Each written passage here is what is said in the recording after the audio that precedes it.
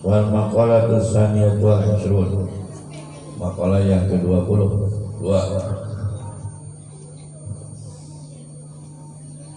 An Umar radhiyallahu anhu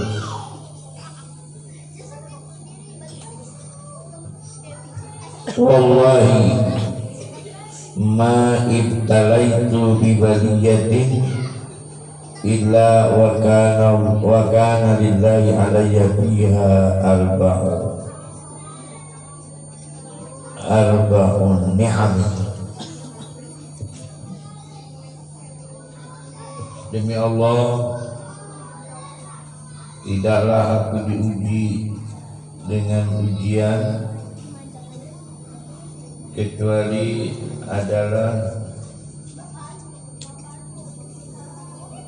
Allah bagi saya memberi padanya ujian itu 4 nikmat. Tidaklah diuji saya dengan ujian ya kecuali adalah Allah itu memberi kepada saya 4 kenikmatan. Jadi ada ujian tapi Allah selalu memberikan 4 kenikmatan dengan ujian-ujian tersebut. Awaluha yang pertama, Islam takun bidini, ketika tidak ada bagi saya agama. Wasani Islam takun a'zamu minha, ay baliyah, tidaklah ada pada itu ujian di dalam agamaku. Dan yang kedua, tidaklah ada ujian itu yang lebih agung atau lebih berat daripadanya. Wasalisu Islam takun muharramur ridha, ketika tidak ada keharaman yang dilakukan itu mendapat ridha.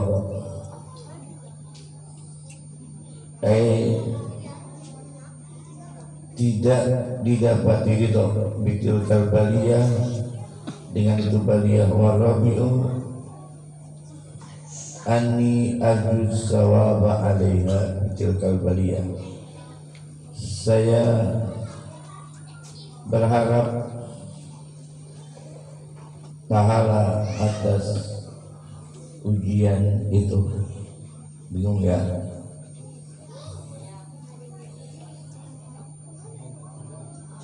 Hadirin kaum muslimin, hadirin kaum muslimat, agama adalah lebih tinggi ujiannya dari ujian badan dan harta.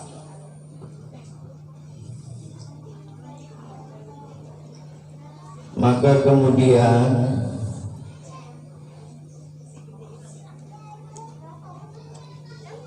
Allah menghendaki memberikan ujian itu, dan bagi orang yang diuji, khususnya Umar bin Khattab menyebutkan bahwa itu adalah merupakan nikmat bagi dirinya. Kenapa? Karena meskipun ujian agama itu lebih berat daripada ujian badan dan harta, biasanya orang itu kalau lulus dari ujian agama akan mendapat pahala,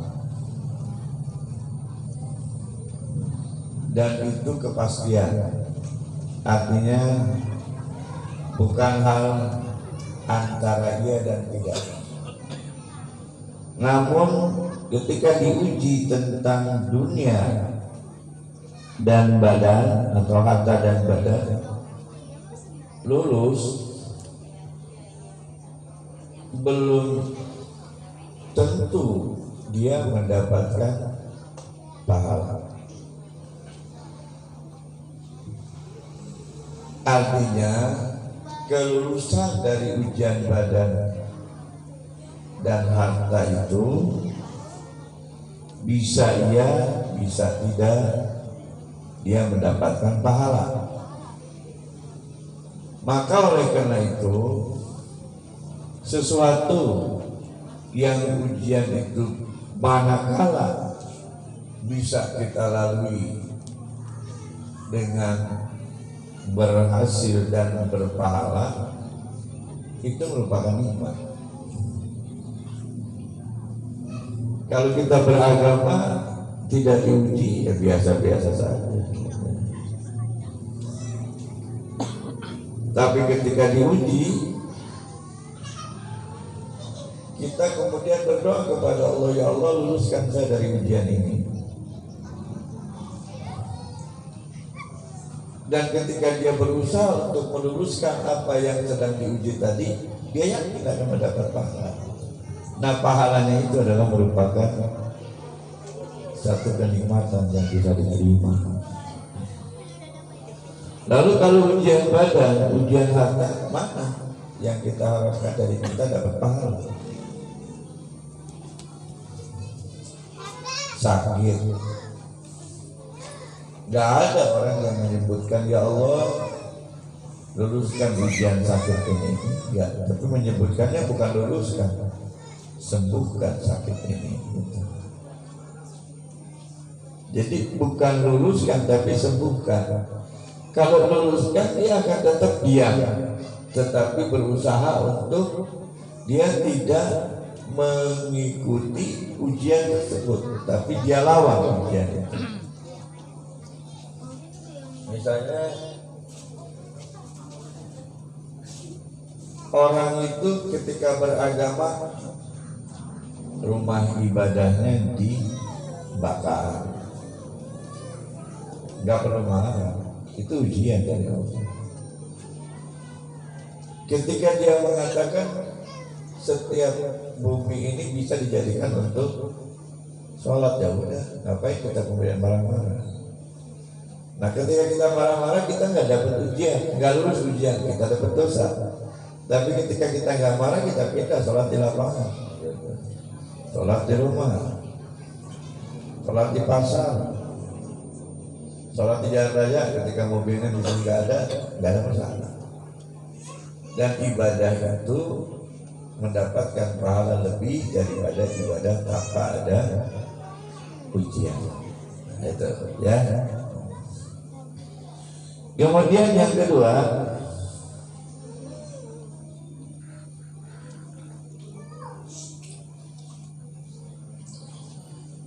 ketika diberikan ujian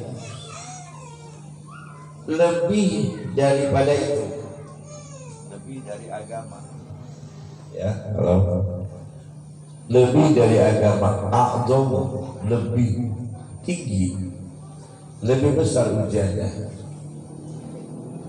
Misalnya kita punya anak sedang lucu-lucunya, Dan anak ini boleh pengen.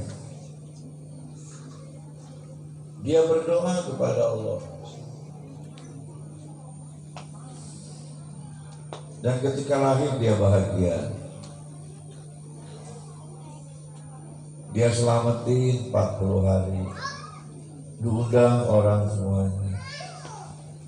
Sedang lucu-lucunya menghadapi masuk TK, dicabut nyawa oleh Allah Subhanahu wa Ta'ala, pulang kembali ke rahmatullah.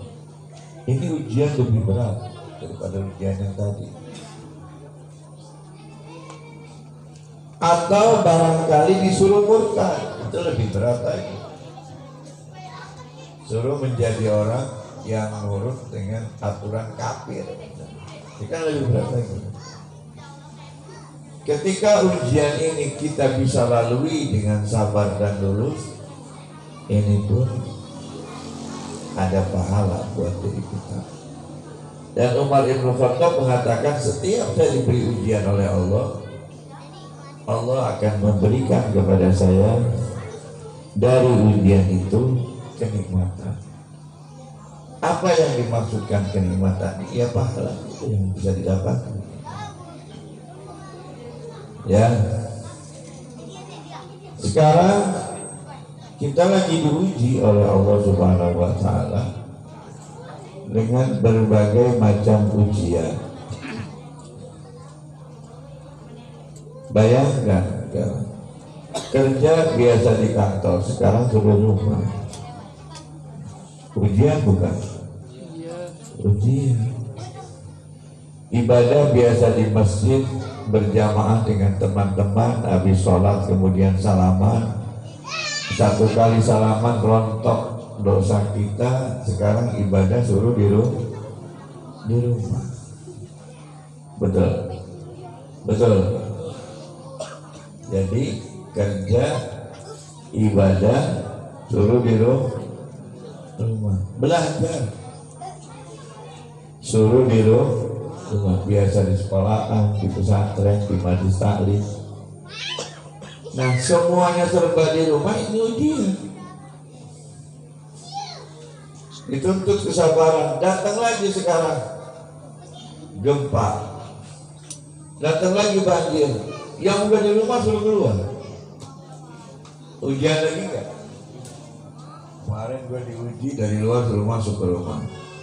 Sekarang ada gempa, ada banjir, ada kopang, ada longsor, gua suruh keluar lagi di rumah.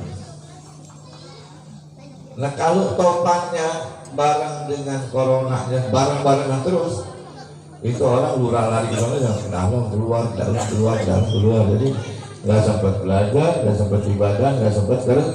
Udah tinggal keluar masuk aja dari rumah, keluar dari rumah, dari rumah keluar. Nah, ini kan ujian. Betul. Lulus enggak atau lolos atau lulus kira-kira ya. Nah, kalau lulus itu berarti kenikmatan yang akan kita terima dari Allah, yaitu dengan balasan pahala. Tapi kalau lolos, bahaya besar bagi kita. Kemungkinan saja sebelum kita meninggal iman kita sudah copot di hati kita, dan kemudian kita meninggal dalam keadaan husnul khatimah. Nauzubillah min dzalik. Itu yang kedua. Yang ketiga, ketika ada bagi diri saya diuji dengan hal-hal yang haram, yang Allah tidak akan memberikan ridho.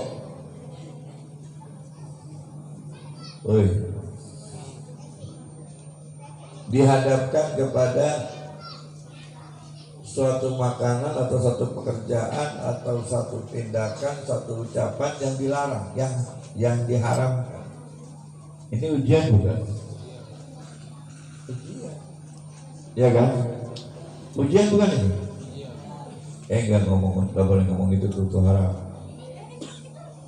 Enggak boleh makan itu haram.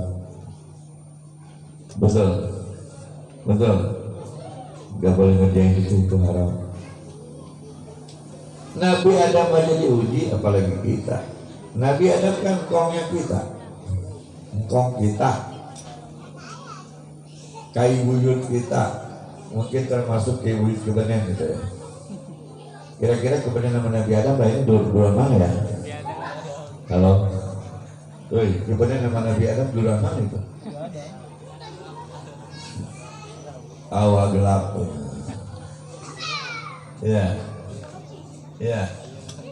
Itu yang sampai saya sekarang nggak tahu itu turunan kebenaran apa turunan si Anu itu. Itu sampai sekarang saya belum tahu ya. Itu si Anu masih ada nggak si Anu ya? Itu si Anu orang mana itu? Hah? Iya, si Anu yang anuannya Anu gitu. Ya nggak tahu kita itu. Iya, iya kan? Si Anu kawin sama si Anu orang Belasonoan. Ini tahu Belasonoannya belah mana? Iya. Sama Kibenen itu, Kibenen tahu saya cuma tahunya Kibenen aja, sama Benen kita nggak tahu. Nak Benen nggak tahu, Wah Benen juga nggak tahu, kita cuma Kibenen aja gitu. Bapak Benen tahu ya ke Bapak Benen? Agak, betul nggak? Itu kan turunan Nabi Adam juga itu. Nggak tahu dia kapan lahirnya, kita nggak tahu dan di mana lahirnya, kapan lahirnya, kuburannya di belah mana, meninggalnya berapa tahun, wallahu.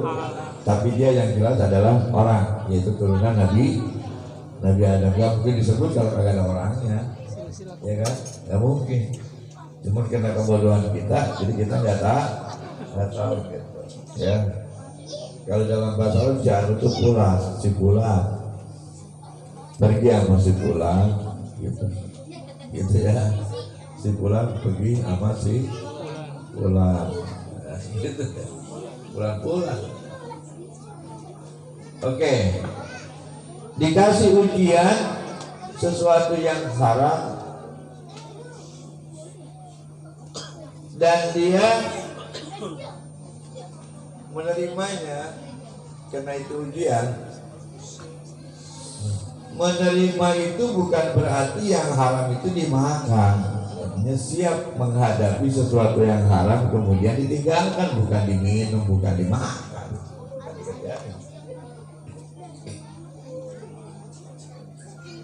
Bagaimana orang ada, masa kita mau nolak? Dia lempar-lemparin sama kita, dianggap orang gila, betul nggak? Betul nggak? Halo. Nih, saya kasih tahu, pekerjaan yang haram, walaupun ada di depan kita, kalau kita nggak kerjakan nggak dosa, nggak dosa. Misalnya di rumah nih, otak kita ngeres banget, ya, nggak bisa diajak kompromi. Punya duit di kantong cuma cukup buat berzina 1 kali,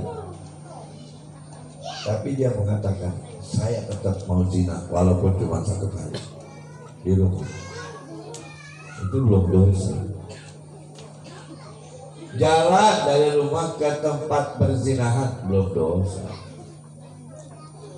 Di tempat berzinahan masuk ke kamar, perempuannya udah ada, udah buka baju, telanjang, gak jadi dia zina, gak berdosa. Itu dosa. Makanya ketika kita ibadah dihadapkan kepada sesuatu di depan kita ada yang salah, cuekin aja sama kita. Karena kita tahu itu kalau dideketin sama kita bisa berbahaya. Dan itu berarti ujian yang berat. Ya. Karena kalau kita kerjakan kita nggak bakal dapat ridho daripada Allah Subhanahu wa Ta'ala. Maka oleh karena itu kalau kita bisa seperti itu menghadapi sesuatu yang haram, satu kenikmatan. Satu kenikmatan yang besar dari Allah Subhanahu wa Ta'ala. Ya. Makanya saya selalu mengatakan sholat di kampung, di masjid yang enak, ada AC-nya, semuanya di kampung itu orang baik, nggak ada tukang gunjing, pergaulannya islami banget. Sama sholat di kota besar yang orangnya campuran, ada tukang mabuk, tukang gunjing, tukang colong, copet, tukang hasut, ya kan? Ada di kota itu. Kita masuk ke masjid, sholat khusyuk di kampung dengan khusyuk di kota besar yang seperti tadi, pahalanya lebih banyak mana? Di kota besar yang penuh dengan seluk-beluk yang berkaitan dengan manusia. Kalau di kampung dia bisa khusyuk, wajar.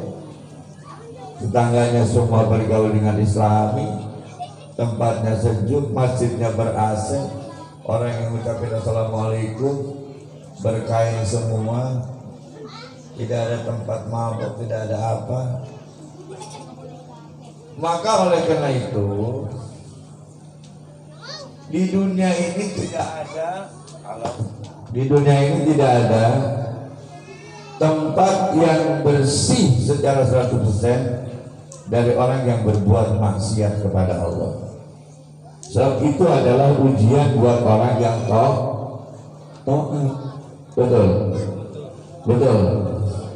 Kalau udah damai semua, udah rapi nih semuanya, kepengen kita, ya saya juga nggak laku, Pak. Betul nggak? Siapa yang ngaji sama saya? Dia gue udah tahu lah, ya gue udah kerjain gue gitu. Ustadz laku karena masih ada orang yang udah ngaji bertahun-tahun masih belum ngerti aja urusan agama, makanya Ustadz laku. Gitu kan? Ya. Dokter laku karena ada saja itu bertahun-tahun orang yang sakit, betul nggak? Makanya tidak ada satu kampung orang yang tidak pernah sakit, pasti ada yang sakit. Tidak ada orang di satu kampung yang tidak pernah maksiat, pasti ada yang maksiat. Karena itu adalah ujian. Kalau kebetulan kita mendapat ujian yang seperti itu, kata Umar bin Khattab, anggap itu adalah satu kenikmatan.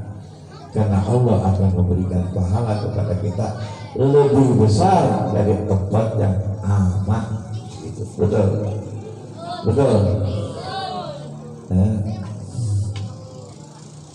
Jadi kalau saya mah santai-santai aja, gimana kayak gitu.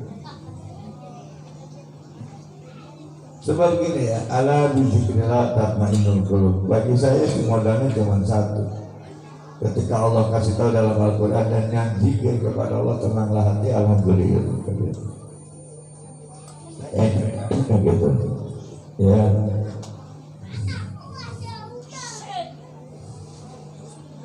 Kemudian yang keempat,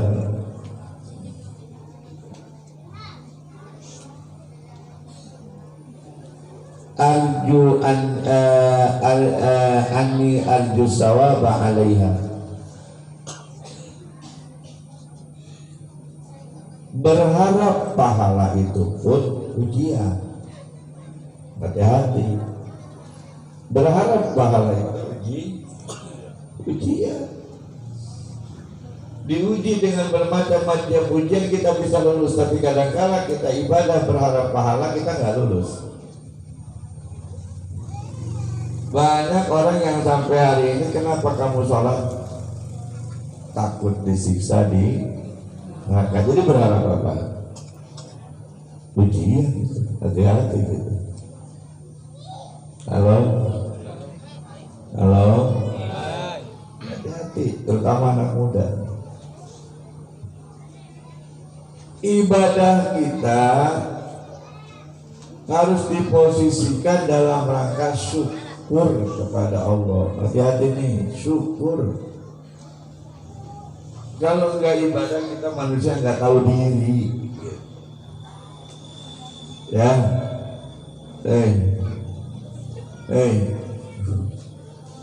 kita kalau dikasih sama orang, apa yang paling sedikit kita syukuri? Ngomong apa kita? Terima kasih, betul. Itu paling sedikit kita ngomong terima kasih. Itu syukur. apalagi memberikan sesuatu yang sedang kita nggak punya dan kita butuhkan. Apa sebutan kita sama dia? Terima kasihnya bukan sekali dua kali, berkali. Itu antar manusia dengan manusia. Bagaimana dengan Allah? Ini pertanyaannya, bagaimana dengan Allah yang menciptakan kita? Sekarang kita sehat, siapa yang kasih sehat? Allah. Pernah bersyukur dengan kesehatan? Hati-hati. Sekarang kita masih bisa menatap wanita-wanita yang cantik. Senang? Senang? Siapa yang masih senang ketika kita melihat wanita yang cantik? Sudahkah bersyukur? Hati-hati. Halo, kita ini egois, kita ini sombong, betul? Betul. Terkadang apa yang diberikan oleh Allah semuanya berupa kenikmatan dilupakan oleh kita. Sampai-sampai sombongnya kita, ibadah disuruh oleh Allah pun nggak mau.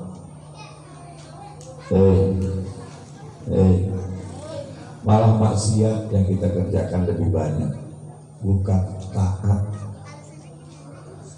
Udah zaman gini hari aja masih bang mikirin, otak kita masih maksiat terus. Mana taatnya kepada Allah Subhanahu wa Ta'ala? Betul? Betul nggak?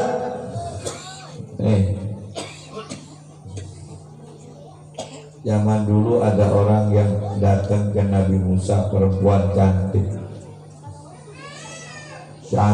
luar biasa. Dengerin perempuan, dengerin perempuan.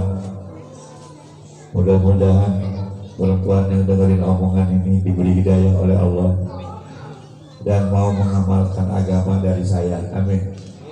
Bukan mau kepada saya, bukan.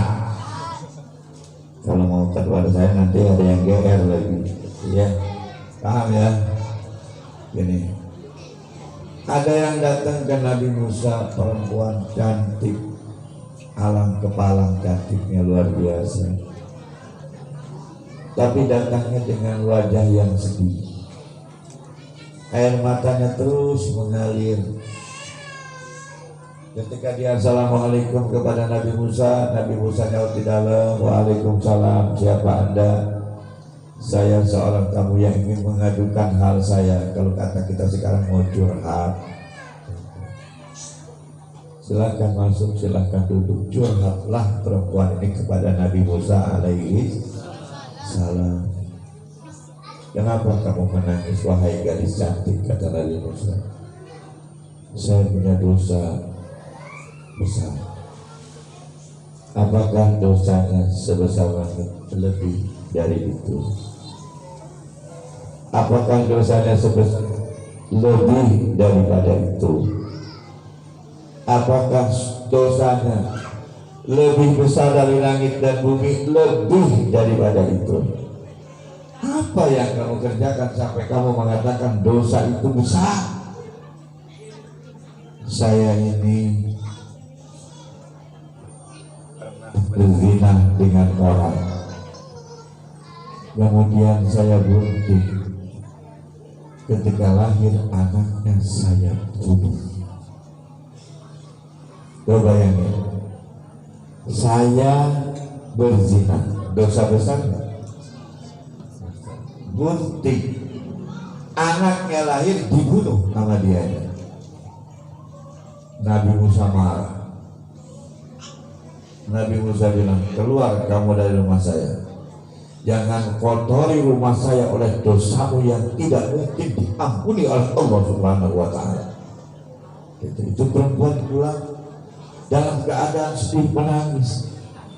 Dia mengatakan, kalau Nabi dan Rasul saja sudah tidak menerima maaf saya, siapa yang mau menerima saya?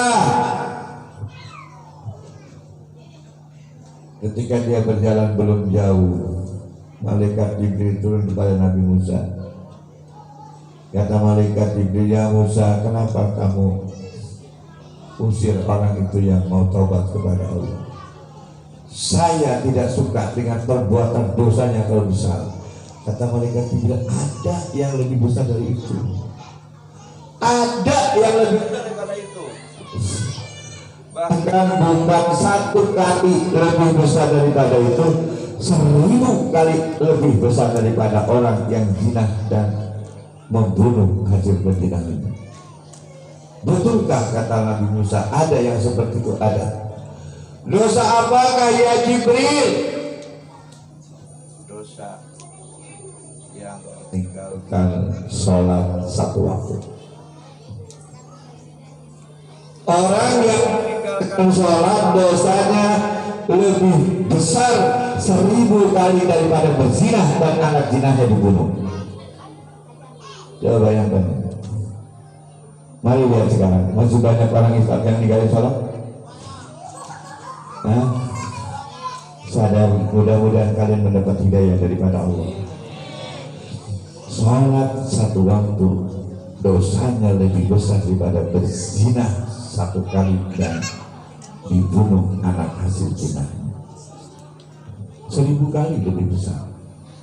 Kalau tadi dikatakan dosanya lebih daripada langit, lebih besar daripada bumi, lebih besar dari langit dan bumi itu dosanya orang yang berzina. Lalu malaikat Jibril menyebutkan kepada Nabi Musa, dosa yang meninggalkan sholat tariku sholat adalah 1000 kali, berarti 1000 kali besar bumi, 1000 kali besar langit, 1000 kali besar bumi dan langit dijadikan satu. Itulah dosa yang pernah dilakukan oleh orang yang akan ditujukan kepada orang yang tidak melaksanakan sholat. Sadari oleh kita. Agama ini semua dari Allah. Kewajiban itu adalah kewajiban dari Allah. Kalau memang kewajiban dari Allah kita tidak lakukan, bagaimana kewajiban dari manusia? Mana rasa syukur kita kepada Allah? Maka oleh karena itu ibadah yang berharap pahala itu adalah ujian besar buat kita. Sebab urusan pahala dan dosa bukan urusan kita, tetapi urusan kita kepada Allah mensyukuri nikmat. Dan Allah tidak minta apa-apa. Wa ma khalaqul jinna wal insa illa liya'budun. Allah siap memberikan apa saja yang kita inginkan. Dengan yakin apapun yang kita inginkan Allah kabulkan. Tapi satu syaratnya, laksanakan apa yang kita minta. Tahu ujibu da'wata da'i zada'an fal yastajibu li wal yu'minu bi. Syaratnya ibadah kepadaku dan beriman kepadaku. Itu doang. Makanya kata Umar Ibn Khattab luar biasa ini. Dia mengikuti ujian, tapi di saat itu ada satu kenikmatan yang Allah berikan. Karena saya kemudian sadar bahwa ibadah adalah melaksanakan perintah Allah, menjauhkan larangan Allah. Jauhkan di pikiran kita ingin beli surga.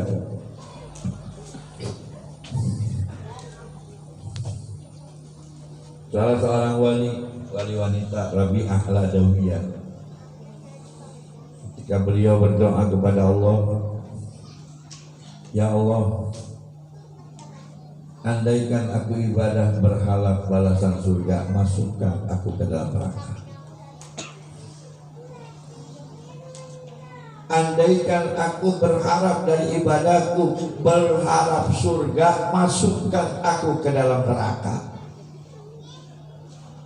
Andaikan ibadahku berharap kenikmatan yang akan Engkau berikan, berikanlah hidupku susah ya Allah. Itu doa Rabi'ah al-Adawiyah ketika mengeluh bersenandung kepada Allah. Kalau aku melaksanakan ibadah karena aku ikut nurut atas perintahmu dan engkau ridho kepada apa yang aku lakukan, silakan engkau akan dimasukkan ke mana? Apakah ke neraka atau ke surga? Selama engkau ridho, aku siap.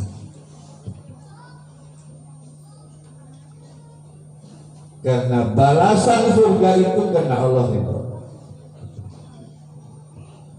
Balasan kenikmatan yang Allah berikan kepada kita karena ridha Allah, bukan karena ibadah kita, bukan karena ketaatan kita. Ibadah yang harus kita laksanakan adalah perintah. Perintah dari Allah dan kita ini adalah hamba Allah, maka laksanakan tanpa berpikir apapun ketika kita melaksanakan ibadah. Dan ini satu kenikmatan kalau kita sudah bicara ikhlas kepada Allah, lillahi ta'ala, gak ada yang lain. Subhanallah, apapun yang kita kerjakan kalau kita gantungkan harapan kepada Allah, selesai. Tidak ada yang susah di dalam dunia ini. Kenikmatan yang lebih yang bisa kita rasakan, ya, sedikit sekali kesengsaraan yang kita bisa temui ketika kita ridho untuk melaksanakan ibadah kepada Allah dengan tanpa pamrih apapun. Maka Jamiah Majelis Khatib Al-Atasiyah akan menjadi kelompok pengajian yang mendapat ridha Allah ketika kalian datang tanpa berharap sesuatu apapun kecuali Allah ridha dengan kedatangan kita. Insya Allah jamaah maju. Tapi ada saja satu di antara kalian datang ke jamaah hanya untuk mencari pacar. Hati-hati. Innamal a'malu binniyat wa innamal likulli imri'in ma nawa. Kalau mau cari pacar jangan di majelis taklim, pulang dari majelis taklim silahkan. Udah bubar pengajian di jalan nanya, Neng pulangnya kemana? Kamu jalan sendiri apa teman? Boleh nggak diantarin sama saya? Kalau dia mau nanti langsung tanya ke bapaknya, buka pintu bapaknya datang. Siapa lu? Saya nganterin anak bapak. Pak boleh nggak anak bapak saya akan jadikan istri? Kalau boleh saya mau kasih tanda malam ini juga. Apa aja dibuka sama kita tandanya, duit kan 1000 perak, apa kayak gitu, tandain gitu. Jangan supaya dia ngegantung nanti mikirin kita, kitanya pacaran lagi sama yang lain. Geblek kayak begitu, betul nggak? Betul nggak begitu? Nah ini kita mau sekarang jujur-jujuran aja mana kali ini ya mah. Gitu. Jadi itulah agama namanya, ya. Demikian. Dengan sebab itu maka akan kita dapatkan pahala aibitul kalbaliyah, dan dengan ujian-ujian yang Allah berikan tadi. Amin ya rabbal alamin. Mudah-mudahan kita bagian orang yang lulus ketika kita diuji oleh Allah Subhanahu wa taala dengan berbagai ujian yang sudah datang kepada kita dan yang belum datang kepada kita. Kita bisa menghadapinya dengan menggantungkan harapan kita satu-satu kepada Allah Subhanahu wa taala.